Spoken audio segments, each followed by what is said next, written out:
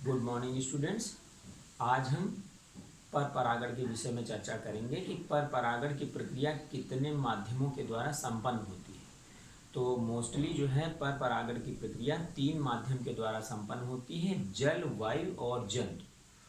तो जल द्वारा, वायु द्वारा और जंतु द्वारा, इन 3 माध्यमों के द्वारा जो है पर परागण की प्रक्रिया हो पाती है।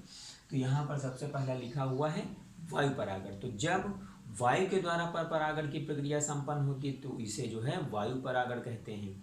इसमें क्या होता है कि वायु के द्वारा किसी भी पुष्प के परागकण उसी जात के दूसरे पौधे के पुष्प के वर्तिकाग्र पर पहुंचते हैं। तो ये प्रक्रिया जो है वायु परागण कहलाती है। जैसे कि मक्का है, तो मक्के में क्या है, ये जो लंबी रेशे जैसी संरचनाएं होती हैं इनको हम क्या कहते हैं, वर्तिका कहते हैं। और इनके टिप पर जो है वर्तिकाग्र होता है, इनका टिप वाला भाग वर्तिकाग्र होता है। तो वायु के द्वारा परागकण उड़कर जो है इनके टिप पर पहुंच जाते हैं और यहाँ पर परागण की प्रक्रिया संपन्न हो जाती है। दूसरा है जंतु परागण। तो जंतु परागण में बहुत से टाइप्स हैं। तो जंतु परागण में मोस्टली जो है कीटों के द्वारा पर परागण होता है। तो कीट में क्या है, कीट जो है किसी पुष्प की विशेष प्रक्रिया को देखकर जो है वहाँ पर आकर्षित होते हैं। तो इन जो संरचनाओं में क्या है, सबसे पहला रंग, कीट जो है पुष्प के रंग को देखकर जो है आकर्षित होते हैं और उस पर बैठते हैं। जैसे इसमें क्या हो गया, तितली हो गई, मधुमक्खी हो गई, भंवरा हो गया। और दूसरा है गंध, यानी इनमें विशेष प्रकार की स्मेल्स होती है। जैसे पुष्प होते हैं तो अलग अलग पुष्पों में विशेष प्रकार का जो है स्मेल होता है, यानी सुगंध होती है। तो उसको जो है ये इसके द्वारा जो है गंध को जो है ग्रहण करके वहाँ पर पहुँच जाते हैं। तीसरा है मकरंद, यानी पुष्प में जो पुष्प रस होता है उसका पान करने के लिए ये पुष्पों पर बैठते हैं।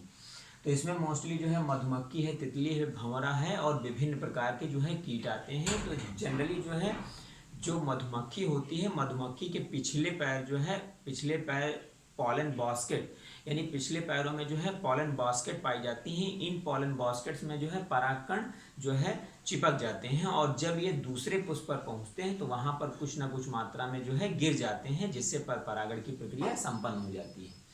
अगला है पक्षी परागण। तो पक्षी परागण को हम जो है क्या कहते हैं, ऑर्निथोफिली भी कहते हैं इंग्लिश में।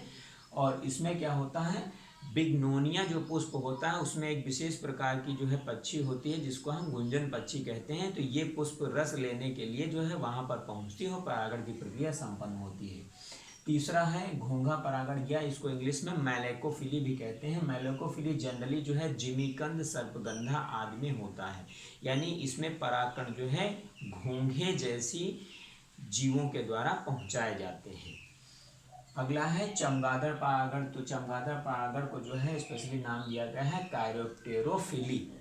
इसके अंतर्गत जो है कचनार और कदम के पेड़ों पर जो है पर परागण की प्रक्रिया संपन्न होती है, यानी ये जो है वहाँ पर पहुँचते हैं और ये जब वहाँ पर पुष्पों पर पहुँचेंगे तो कुछ न कुछ जो है पुष्प के परागकण जो है वहाँ पर इनके लग जाते हैं और दूसरे पौधे पर पहुँचते हैं तो इसी तरीके से वहाँ पर गिर जाते हैं।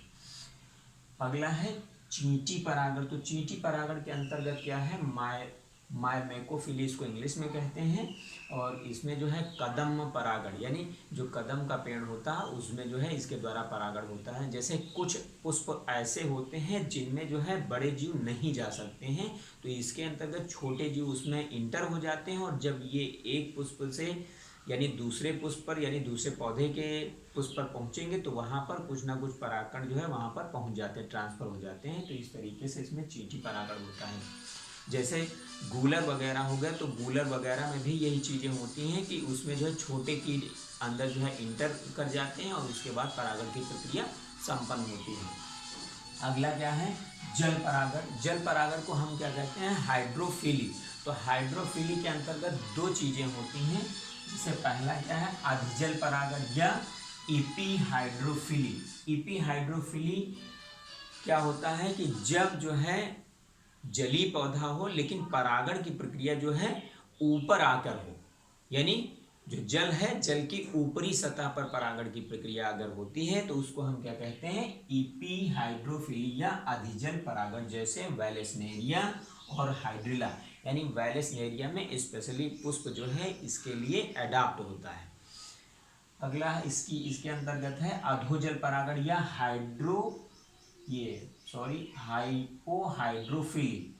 हाइपोहाइड्रोफिली के अंतर्गत जो है सिरेटोफिलम होता है, यानी इसमें जो है पर परागण की प्रक्रिया जल के अंदर ही जो है संपन्न होती है। तो इस प्रक्रिया को हम क्या कहते हैं, हाइपोहाइड्रोफिली। यानी जो जल निमग्न पौधे होते हैं उनमें यह प्रक्रिया संपन्न होती है।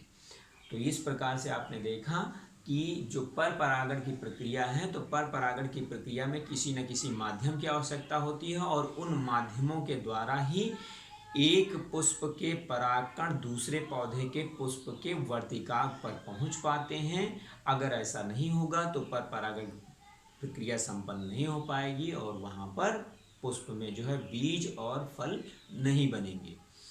तो इस तरीके से ये हो गया आपका पर परागण की विधियाँ। थैंक्स।